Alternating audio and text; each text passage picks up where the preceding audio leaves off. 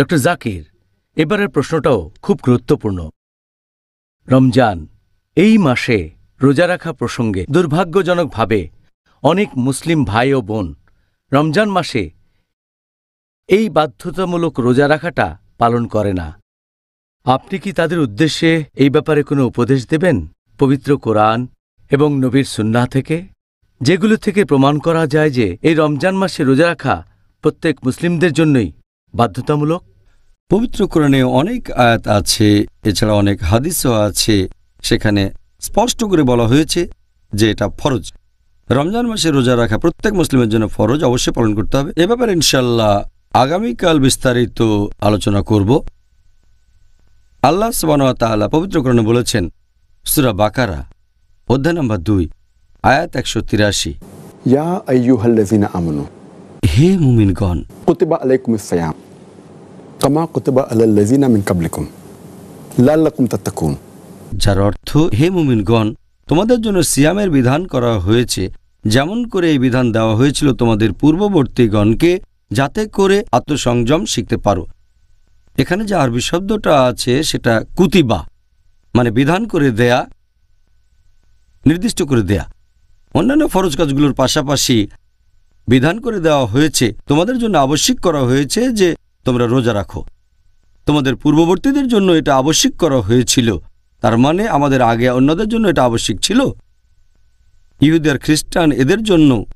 তারপর আবশ্যিক করা হয়েছে মুসলিমদের জন্য, ইয়া আইয়ুহাল্লাযিনা আমানু, মুমিনদের জন্য। এছাড়াও বলা হয়েছে 1 নম্বর এটা তোমাদের জন্য আবশ্যক, 2 নম্বর তোমাদের আগে যারা ছিল তাদের জন্য, 3 নম্বর পয়েন্ট লাআল্লাকুম তাত্তাকুন, তোমরা যাতে শিখতে পারো আত্মসংযম। এই আরবি শব্দ তাত্তাকুন এর মূল শব্দটা ওয়াকাহ। তাকওয়া শব্দটা ওয়াকা থেকে এসেছে, যার মানে হচ্ছে আপনি আল্লাহ তাআলার শাস্তিকে ভয় পাবেন। এক কথায় তাকওয়া শব্দের অর্থ হচ্ছে আল্লাহ সুবহানাহু ওয়া তাআলাকে মেনে চলা, ধার্মিকতা আর ন্যায়নিষ্ঠতা।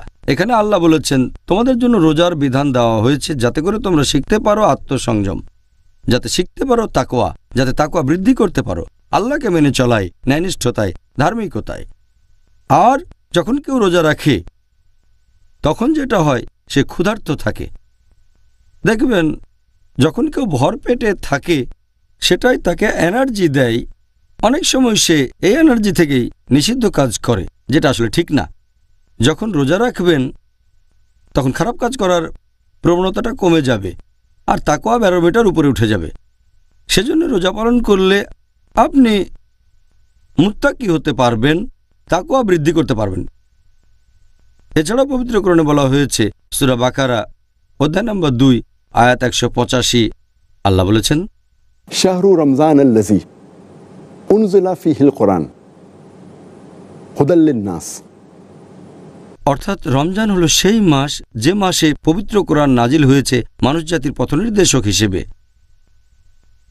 ওয়া বায়িনাতিন মিনাল হুদা ওয়াল ফুরকান, সৎপথের স্পষ্ট নিদর্শন রূপে এবং সত্য ও মিথ্যার পার্থক্যকারী রূপে।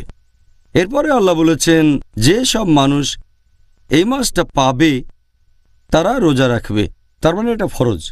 আপনি মুসলিম, যদি রমজান মাস আসে আপনি রোজা রাখবেন। কিছু ব্যতিক্রম আছে, যদি অসুস্থ থাকেন, যদি ভ্রমণ করেন তাহলে অন্য সময় রাখতে পারেন, ইত্যাদি ইত্যাদি। এখন এই আয়াতটা বলছে রমজান মাসে রোজা রাখাটা প্রত্যেক মুসলিমের জন্য ফরজ। কিছু ব্যতিক্রম আছে। এছাড়াও অনেকগুলো সহিহ হাদিস আছে যেগুলো বলছে রমজান মাসে রোজা রাখা মুসলিমদের জন্য ফরজ। আমি একটা হাদিসের উদাহরণ দিচ্ছি। আমাদের প্রিয় নবী সাল্লাল্লাহু আলাইহি ওয়াসাল্লাম বলেছেন, এটা আছে সহিহ বুখারী খণ্ড নম্বর 1 বুক অব ঈমান হাদিস নম্বর 8। আমাদের নবী বলেছেন, ইসলামের ভিত্তি হলো 5টা স্তম্ভ। প্রথমটা হলো লা ইলাহা ইল্লাল্লাহ মুহাম্মাদুর রাসূলুল্লাহ, আল্লাহ ছাড়া কোনো উপাস্য নেই আর নবী মুহাম্মদ সাল্লাল্লাহু আলাইহি ওয়াসাল্লাম আল্লাহর প্রেরিত রাসূল। দ্বিতীয়টা হচ্ছে সালাত কায়েম করা, নামাজ আদায় করা। তৃতীয় হলো যাকাত দেয়া, গরিবদের জন্য দান করা। চতুর্থ হলো হজ পালন করা, পবিত্র শহর মক্কায় গিয়ে হজ করা। আর পঞ্চমটা হচ্ছে সাওম পালন করা, অর্থাৎ রোজা রাখা। তাহলে নবী সাল্লাল্লাহু আলাইহি ওয়াসাল্লামের এই হাদিস সহিহ বুখারী খণ্ড নম্বর 1 বুক অব ঈমান হাদিস নাম্বার 8 এখানে বলা হয়েছে যে রোজা হচ্ছে ইসলামের একটা স্তম্ভ, শুধু ফরজই নয়, ইসলাম ধর্মের মূল বিশ্বাসের একটা স্তম্ভ। এটা ইসলামের সবচেয়ে গুরুত্বপূর্ণ যে 5টা কাজ, তার মধ্যে রোজা একটা। তাহলে এখান থেকেই আমরা বুঝতে পারছি সব মুসলিমের জন্যই রোজা রাখা ফরজ। হ্যাঁ, আপনি এখানে একেবারে পরিষ্কার করে ব্যাপারটা ব্যাখ্যা করলেন। এখন সবার উচিত এই উপদেশগুলো নিয়ে রমজান মাসে রোজা রাখা। ইনশাআল্লাহ।